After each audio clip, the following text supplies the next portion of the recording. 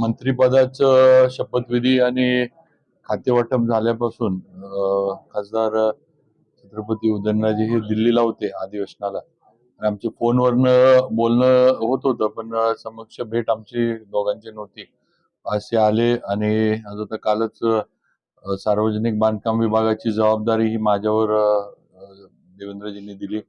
आज उदयनराजेंना भेटण्यासाठी आणि त्यांनी जी भूमिका घेतली की जिल्ह्यामध्ये मंत्रिपदाच्या याच्यामध्ये मला यावेळेची संधी भारतीय जनता पार्टीकडनं मिळाली पाहिजे. ते असतील, मनोज दादा असतील, अतुल बाबा असतील आणि सर्वच भरत पाटील आमचे जिल्ह्यातील सर्वच पदाधिकारी सगळ्यांनीच वेगवेगळ्या पद्धतीनं देवेंद्रजींना भेटून आपापल्या इच्छा व्यक्त केल्या आणि आज माझ्यावर जबाबदारी दिली. आज तसं बघितलं तर मोठी जबाबदारी आहे आणि लोकांच्या अपेक्षा वाढल्यात आणि नक्कीच मी मागे सुद्धा इलेक्शन आपलं विधानसभेचं झाल्यानंतर मी बोललो होतो की ही आता सातारा जिल्ह्याची नवीन सुरुवात आहे आणि उदयनराजेंच्या नेतृत्वाखाली भारतीय जनता पार्टीचं आज जिल्ह्यामध्ये फार मोठी ताकद आता निर्माण झाली आहे.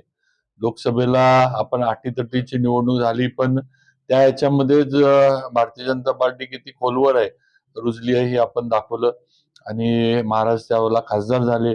आज त्याचा आनंद आपल्याला सगळ्यांना आहेच आणि तिथूनच सुरुवात झाली, तिथूनच सगळं चित्र हे खरं म्हणजे बदलत गेलं आणि विधानसभेला तर म्हणजे काय म्हणायचं त्याचा जो काही मंदिर आपण जसं मानतो म्हणजे पाया उदयनराजेंची लोकसभा होती आणि त्याचा कळस जो आहे ही विधानसभेच्या निवडणुका झाल्या. सर्व जागा महायुतीच्या इथं निवडून आल्या.